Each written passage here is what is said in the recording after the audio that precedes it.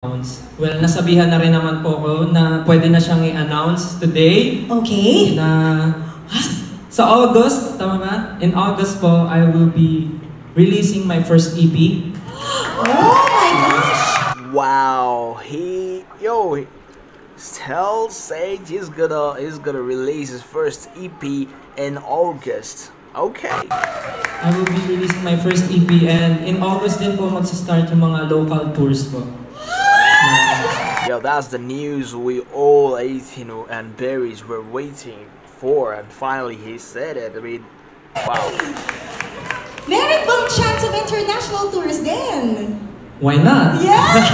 Why not? And Siyempre, you all know if he releases EP, it's gonna be a banger. It's gonna be a good one. Meron bang chance of international tours din? why not? Yeah! Why not? Siyempre, hindi naman po tayo kailangan mag-close ng door. So, kahit anong opportunity po yung pumasok, siyempre, tatanggapin po natin ang buong-buo.